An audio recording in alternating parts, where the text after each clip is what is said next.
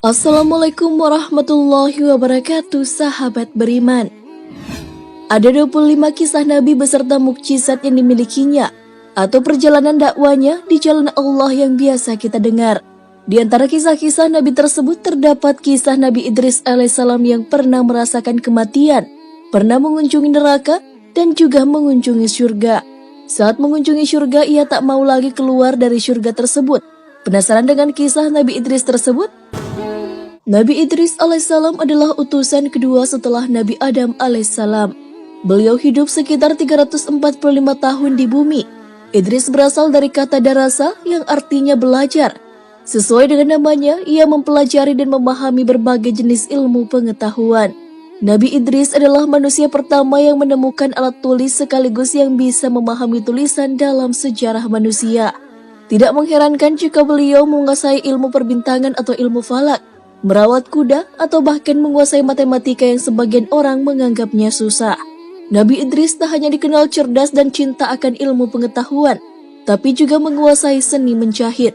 Beliau juga tercatat sebagai manusia pertama yang pandai memotong dan menjahit pakaian. Oleh sebab itulah beliau menjadi manusia pertama yang memakai pakaian berjahit. Setiap kali menjahit, beliau berzikir kepada Allah Subhanahu wa Ta'ala. Nabi Idris alaihissalam diyakini sebagai seorang penjahit berdasarkan hadis Ibnu Abbas berkata, Daud adalah seorang pembuat perisai, Adam seorang petani, Nuh seorang tukang kayu, Idris seorang penjahit, dan Musa adalah pengembala. Dari Al-Hakim. Nabi Idris juga dikenal bersahabat dengan malaikat maut. Suatu ketika, malaikat maut atau malaikat pencabut nyawa yang kita kenal dengan malaikat Israel merasa rindu kepada sahabatnya. Dan malaikat maut pun meminta izin kepada Allah untuk menemuinya. Lalu ia memohon kepada Allah Subhanahu wa Ta'ala agar bisa mengunjungi Nabi Idris, maka Allah pun mengizinkannya. Kemudian datanglah malaikat maut tersebut kepada Nabi Idris dalam wujud manusia. Nabi Idris yang melihatnya dalam wujud pemuda merasa sangat berbeda dengan manusia pada umumnya. Nabi Idris pun bertanya padanya, "Siapa engkau sebenarnya?"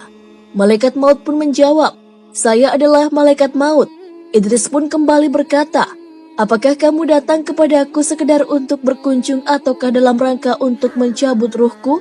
Ia menjawab, "Aku datang untuk ziarah atau berkunjung padamu atas izin Allah Subhanahu wa Ta'ala." Kemudian Nabi Idris berkata, "Wahai malaikat maut, aku ada perlu kepadamu." Dia menjawab, "Apa keperluanmu atau hajatmu?" Idris menjawab, "Hajatku padamu adalah hendaklah kiranya engkau mencabut ruhku. Kemudian aku mohon Allah menghidupkanku lagi sehingga aku dapat beribadah setelah aku merasakan sakitnya kematian." Malaikat maut berkata, "Aku tidak akan mencabut nyawa seseorang kecuali atas izin Allah Subhanahu wa Ta'ala." Nabi Idris ingin dicabut nyawanya karena ingin terus menambah ibadahnya. Rasa sakit yang dialami Nabi Idris saat menghadapi kematian 1000 kali lebih sakit dari hewan yang dikuliti ketika masih hidup. Padahal malaikat maut mengaku bahwa kelembutan ketika ia mencabut Nabi Idris belum pernah ia lakukan kepada makhluk sebelumnya. Subhanallah, lembut saja sudah sangat sakit. Bagaimana jika nyawa dicabut dengan kasar ya sahabat beriman?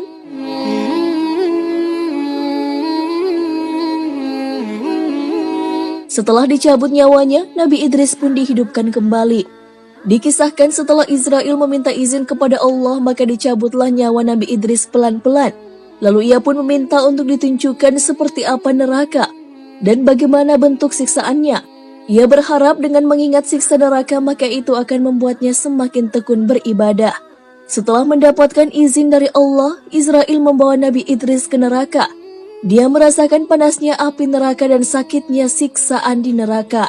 Dalam Durratun Nasihin karangan Utsman bin Hasan bin Muhammad Asy-Syakir Al-Kaubawi yang diterjemahkan oleh Samsi Hasan, setelah melihat neraka, Nabi Idris kembali mengutarakan keinginannya untuk melihat surga.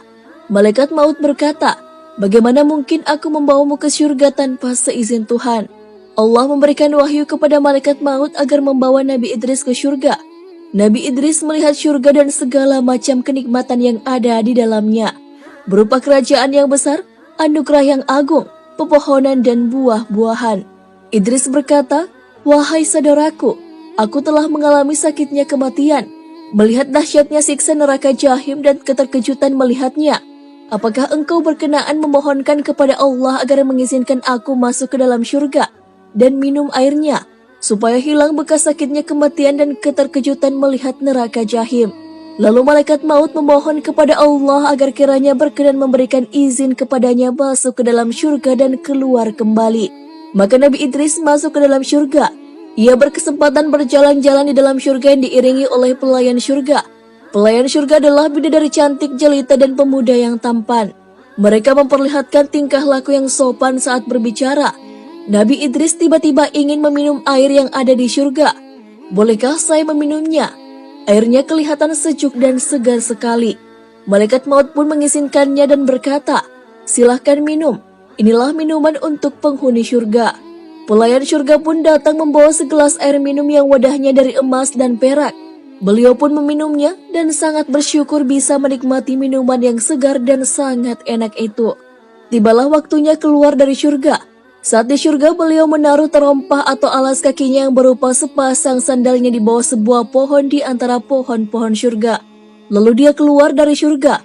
Kemudian dia berkata kepada malaikat maut, "Wahai malaikat maut, sandalku tertinggal di syurga. Maka bawalah aku kembali masuk ke dalam syurga." Maka dia dibawa kembali masuk ke dalam syurga dan tidak mau keluar darinya.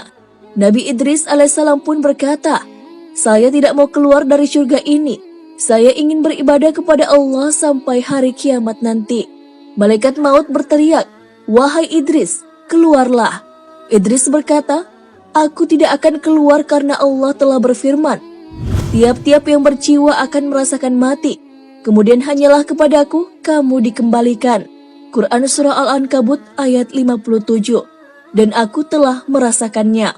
Dan Allah berfirman, "Dan tidak ada seorang pun daripadamu melainkan mendatangi neraka itu. Hal itu bagi Tuhanmu adalah suatu kemestian yang sudah ditetapkan." Quran Surah Maryam ayat 71. "Aku pun telah benar-benar mendatangi neraka." Allah Subhanahu wa Ta'ala juga berfirman, "Mereka tidak merasa lelah di dalamnya dan mereka sekali-kali tidak akan dikeluarkan daripadanya." Quran Surah Maryam 71. "Maka siapakah yang akan mengeluarkan aku dari syurga ini?" Lalu Allah memberi wahyu kepada malaikat maut, "Biarkan dia di sana. Sesungguhnya aku telah menetapkannya pada zaman azali, bahwa dia memang termasuk ahli syurga." Allah menggambarkan tentang kisah Nabi Idris kepada Rasulullah SAW, sebagaimana firman-Nya dalam surah Maryam ayat 56 hingga 57. "Dan ceritakanlah, hai Muhammad, kepada mereka kisah Idris yang tersebut di dalam Al-Quran. Sesungguhnya ia adalah seorang yang membenarkan dan seorang nabi, dan aku mengangkat ke martabat yang paling tinggi. Nabi Idris termasuk orang yang mendapatkan rahmat Allah. Hal ini sesuai dengan firman Allah dalam Al-Quran. Dan ingatlah kisah Ismail, Idris dan Zulkifli. Semua mereka termasuk orang-orang yang sabar. Kami telah memasukkan mereka ke dalam rahmat kami. Sesungguhnya mereka termasuk orang-orang yang sabar." Quran Surah Al-Anbiya ayat 85 hingga 86. Pada saat Nabi Muhammad sedang melakukan perjalanan Isra Mi'raj ke langit, beliau bertemu Nabi Idris. "Siapa orang ini?" tanya Nabi Muhammad kepada Jibril yang mendampinginya waktu itu. "Inilah Idris," jawab Jibril. Nabi Muhammad mendapat penjelasan Allah tentang Idris dalam Al-Quran, salah satunya dalam surah Maryam. Nah, sahabat beriman, itulah kisah Nabi Idris alaihissalam yang sudah mengalami kematian, melihat neraka dan melihat syurga, sehingga tak mau lagi keluar dari sana. Semoga dengan kisah Nabi Idris ini menjadi motivasi bagi kita agar selalu meningkatkan kadar iman dan ibadah kita kepada Allah, sehingga masuk ke syurga yang nikmatnya tiada tara serta dijauhkan dari siksa neraka yang amat dahsyat pedihnya. Amin, amin, ya Rabbal Alamin.